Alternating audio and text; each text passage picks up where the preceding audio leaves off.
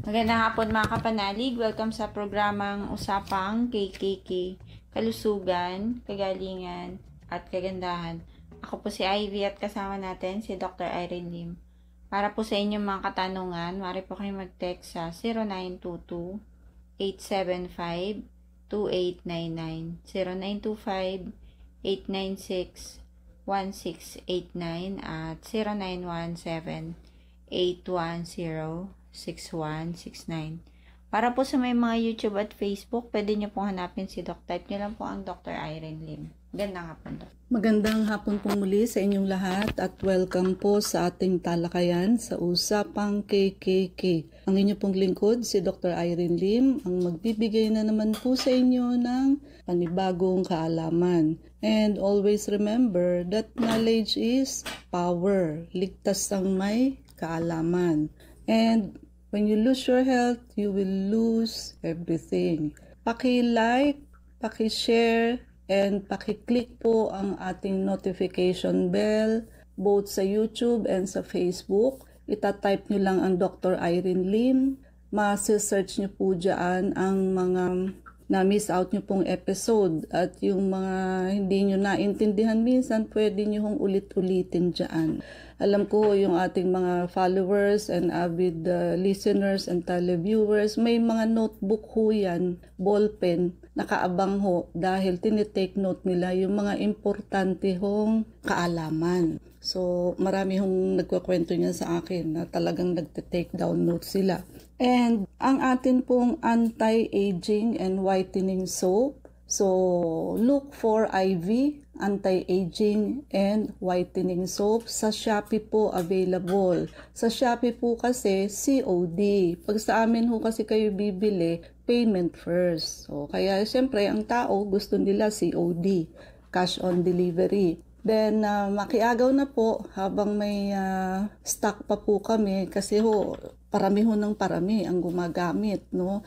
Sa simula ho, isang miyembro ng pamilya, after ilang araw lang ho, ang order, 4 na, 6 na. Meaning, the whole family is already using it. Meaning, effective po siya. So, anti-aging, nakakabanat po ng skin, nakaka-stretch, nakakabawas ng wrinkles, nakaka-lift ng inyong face. Siyempre ho, pag nag-iedad, nagsasag na ho yung face. And also, whitening soap, sabi ko nga sa inyo, lamang po lagi ang mas maputi. Kahit ho pareho kayo ng lahat, ng damit, ng talino, ng ganda, plus factor ho, pag kayo'y maputi, kumpara ho sa mga morenang skin.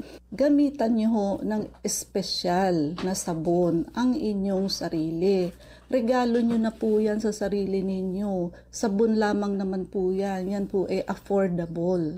Huwag nyo hong gamitan ng skin ninyo ng kung ano-ano lamang ho na bactericidal soap kasi ho nakaka-dry. So, kung may mga skin lesion ho kayo, doon lang kayo gumamit sa areang yun ng mga antibacterial soap. But sa whole body, wherein wala naman hong lesion, dapat ho special na sabon. Kasi ibig sabihin, special din po kayo. Sino ho ba ang unang magbibigay ng pabor sa sarili? Siyempre ho, kayo sa sarili ninyo.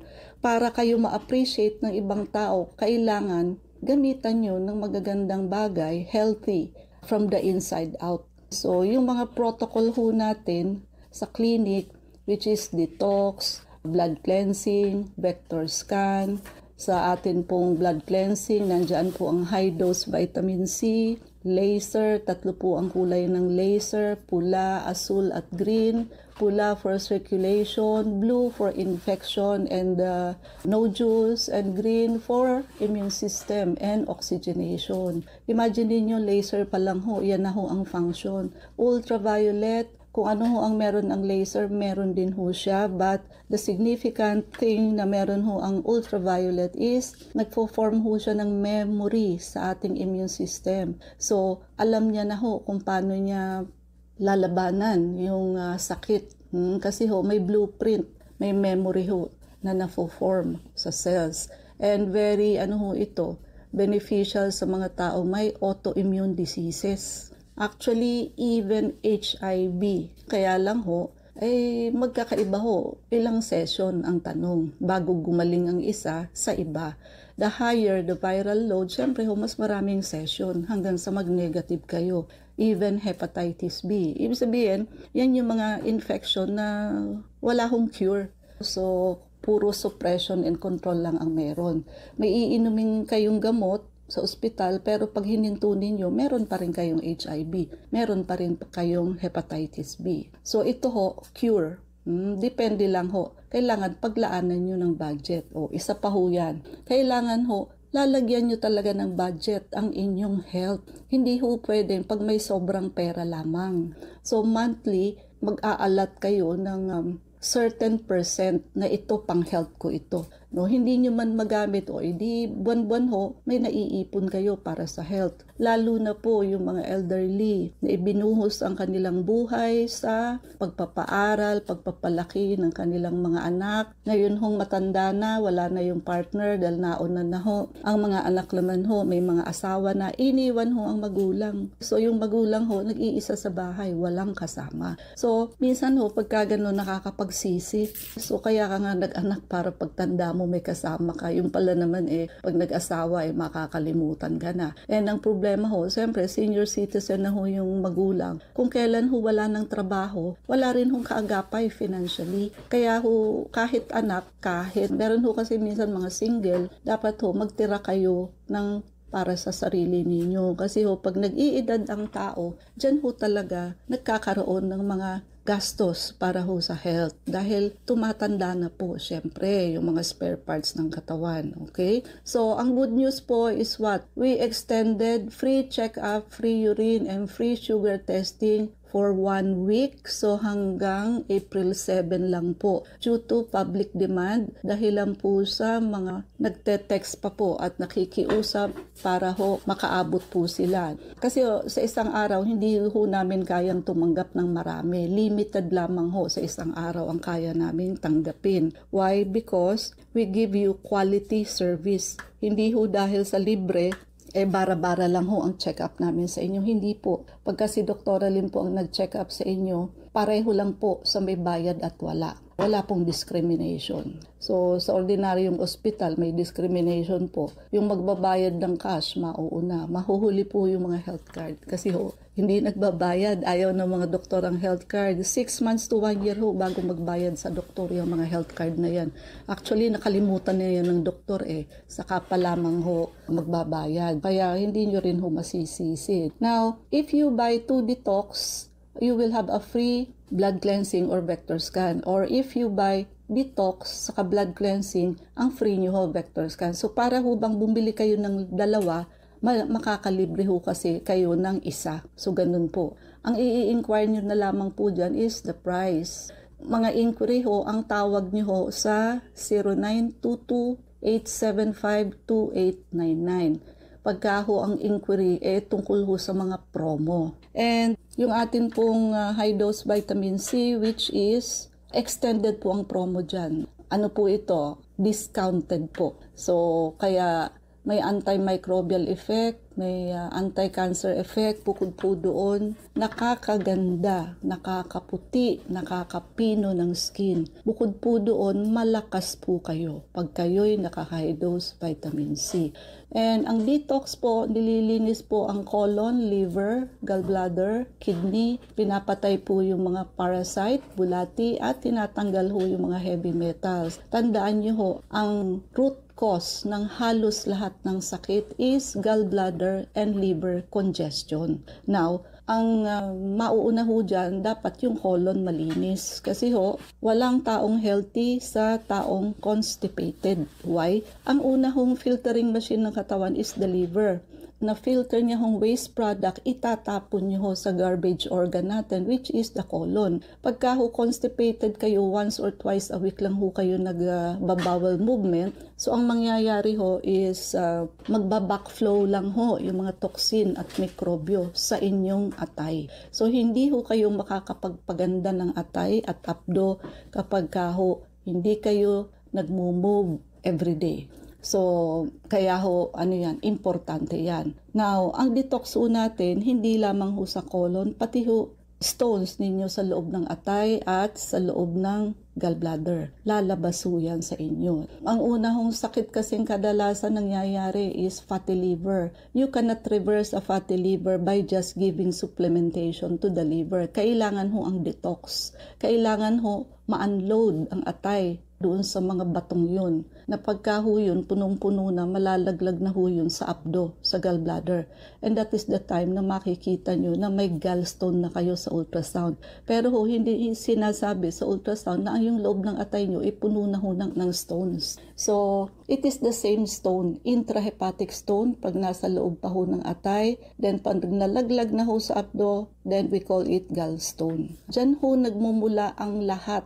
High blood, high cholesterol, diabetes, high triglyceride, high uric acid, and even cancer and other diseases.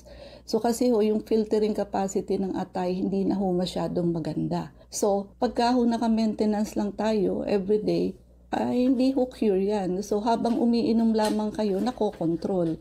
Pero ho, pag hinintuan nyo, ang sa high blood ninyo, diabetes, cholesterol, tataas po uli. So, pero pag ginagawa niyo ho ang detox, blood cleansing, ideally every 3 months. So, ang mangyayari ho is what? So, maa-address po yung root cause ng sakit. So, dahan-dahan ho kayong makakaalis sa inyong maintenance.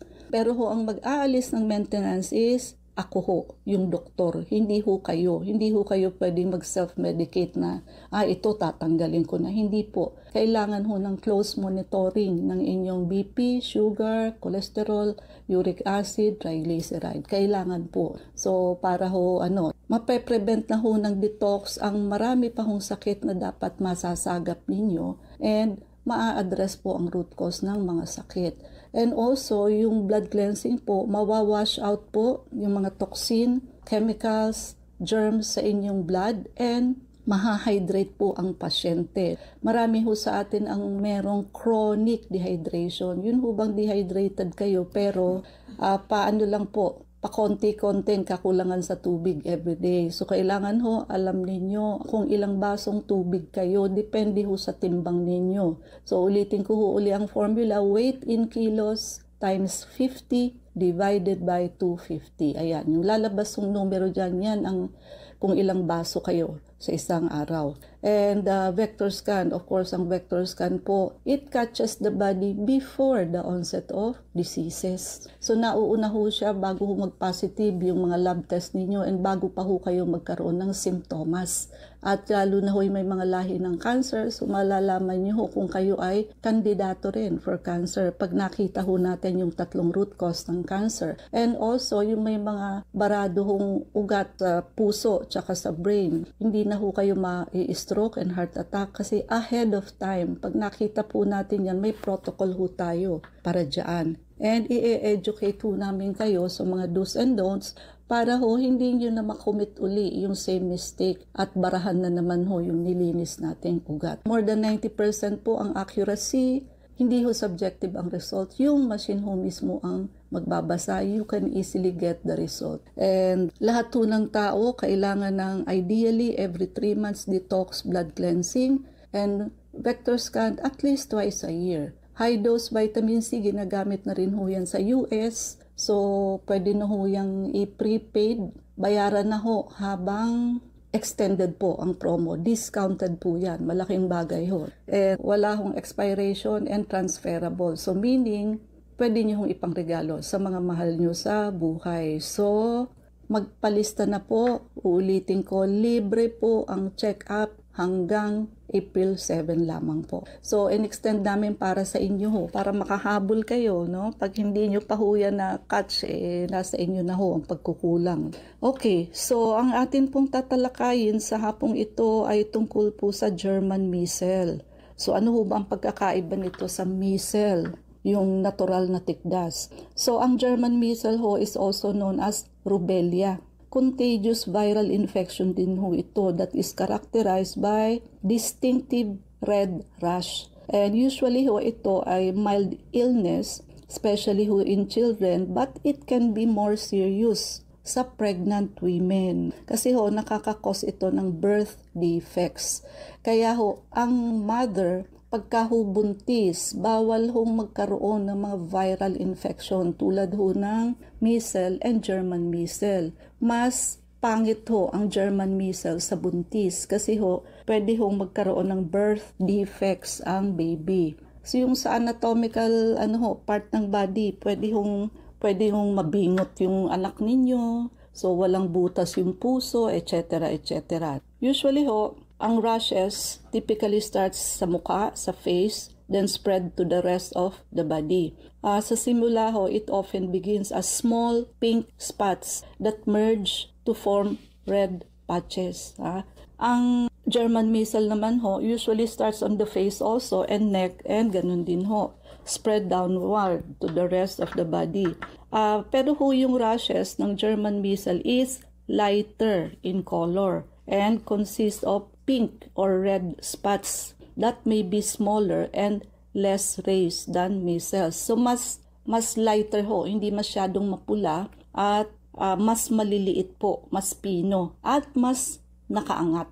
So mas less reddish at mas maliit pero mas nakaangat po. So other symptoms, ang measles po, kadalasan ho merong ubo, runny nose, ito ho may headache and joint pains. So tandaan nyo, ito ho mas may joint pains and swollen lymph nodes wherein hindi ho masyado yan sa measles. Komplikasyon ho. Of course, ang measles ho can lead to severe complications such as pneumonia. Alam nyo naman ho na pag pneumonia, deadly ho yan and fatal. So wag hong biruin o wag hong i-underestimate, ano lang yan, tikdas lang yan, no? Yung komplikasyon nga ho ang problema doon. Encephalitis, pwede hong mamaga ang brain, and even death, especially in young children and immunocompromised individuals, yung mga dinadialysis, yung may HIV, yung bagong transplant lang po ng kidneys. And ang German measles ho, usually mild illness sa children and adults, but it can be more concerning pagka ho nangyari ito sa pregnant women, as it can cause congenital rubella syndrome na nagre-resulta ho sa birth defects ng baby. So kadalasan ho may problema sa anatomy ang baby. Kaya nga ho birth defects. Ingat-ingatan nyo ho na pag may buntis, hindi ho makakuha ng German measles. Incubation period, mas longer ho ang incubation period, 10 to 14 days before symptoms appear sa measles, whereas sa rubella or German measles, mas shorter ho ang incubation period. Risk factors, syempre ho, yung mga mas walang bakuna, mas high risk po. Yung mga buntis, mas high risk po yan of transmitting the infection to the unborn baby. Close contact, of course, being in close contact with someone infected. So pagka kayo ho buntis at may nag-rashes po, naku po, lumayo na ho kayo kasi droplet infection din po yan. And age, mas severe ho sa infants and adults compared to children, ang German measles. And syempre ho, yung mga healthcare workers who came in contact, nakikihalubilo ho sa mga infected individuals or bodily fluids may be at increased risk if they are not adequately vaccinated. And for prevention, syempre ho, vaccination pa rin. Although kahit na ho may, kasama na ho kasi ito sa MMR, yung nilalagay ho sa babying bakuna, usually on the 9th month. But meron pa rin pong nagtitikdas kahit na may ganyan na. But of course, not as bad. So possible ho na pag palagi kayong naka-detox and blood cleansing, possible ho na hindi kayo masyadong mahahawa. So ganun po, no? So Ivy? Pardon po sa mga nais magtanong, mag-text po kayo sa 0922-875-2899. Dok, tanong ni 3361. May reseta po siya kanina na sodium chloride. Uminom na po siya pero sumama ang tiyan niya at subuka po siya kanina. Okay, so actually ho, baka ho kaya pinainom ng sodium chloride, baka ho sa kanyang blood test, mababa po ang sodium. What I can think about the situation is, kasi ho kung high blood yan at medyo may edad na, of course may sodium ho yan. So syempre ho, basta may sodium, nakakataas ho ng BP. So baka ho sumobrang taas yung BP na pwede hong mag-cause ng pagsusuka at pagkahilo. Ayun ho, dapat unan yung minonitor kung ilan ang BP during that time. na nakaramdam ng ganyan ng pasyente. Kaya nga ho yung mga sodium ascorbate form ng vitamin C, di ho ba ang mga networker o syempre ho, kahit daw ilan ang inumin mo, kahit halimbawa ho 500 milligrams ang isa, kahit daw ho 4, 6, 8, 10. Kasi ang gusto makabenta. They are thinking of the vitamin C na wala akong side effect. Oo nga ho, walang vitamin C. Ihi nyo lang po pag sobra. But always think that your vitamin C is in the form of sodium ascorbate. May sodium po. Kung halimbawa, naka 8 hanggang 10 tabletas po kayo, kumusta naman po ang blood pressure ninyo? Kung ascorbic acid naman ho ang form ng vitamin C ninyo, kumusta naman ho ang kidney stone ninyo? So, wag hong masyadong naniniwala sa mga networker, sa doktor po kayo maniwala. Kasi, nag-aral ho ng matagal para dyan. Hindi ho sales ang after ng doktor, no? So, ganun po. Baka ho tumaas masyado ang BP. So, walang tayong oras, mangyari po lamang na kayo magpalista kung kayo ay magpapacheck up. So Unit 1101, Clinica Medica 101, Centuria Medical Makati, Salamanca Street, corner Kalayaan Avenue, Makati City. So ang landmark po natin is along Makati Avenue, yung corner General Luna Street. Everyday ho bukas ang clinic, pati na rin Saturday and Sunday and even holidays. And kailangan lamang ho magpalista kayo ahead. Ay, mga numero. Pwede po kayong tumawag sa 546-9412, 0922-875-2899. Pwede rin po kayong mag-text sa 0925-896-1689 at 0917-810-6169. Prevention is better than cure and health is the best investment. Regaluhan niyo po ang inyong sarili ng pagpapacheck up para ma-auscultate namin ng likod ninyo, maagapan ho kung kayo ay may walking pneumonia since wala nga hong kasimto-simptomas. Kung meron man ho napaka-mild lang ho, minsan ho itchy throat lang, no? So hindi niyo ho alam na meron pala hong namamahay na crackle sa inyong lungs. And when we speak of pneumonia, whatever kind of pneumonia it is always deadly and fatal. Huwag niyong kalilimutan yan. And ayan po, so sabayan niyo na ho ng pagpapa-vector scan, detoxification and blood cleansing program kasi yan hong dalawang procedure na yan ang mag-a-address sa root cause ng halos lahat ng sakit. Kaya samantalihin niyo ho na kami may promo package, may free check-up ho, so libre ho ang konsulta, so wala na hong katwiran na walang pera kaya hindi nakapagpakonsulta. And okay, ito pang sasabihin ko. Pag magpapalista ho kayo ng check-up, please allot time. Wag ho kayong magpapaschedule sa clinic nang may pupuntahan pa kayo after. Kasi ho yung attention niyo wala po doon at nag-aapura po kayo.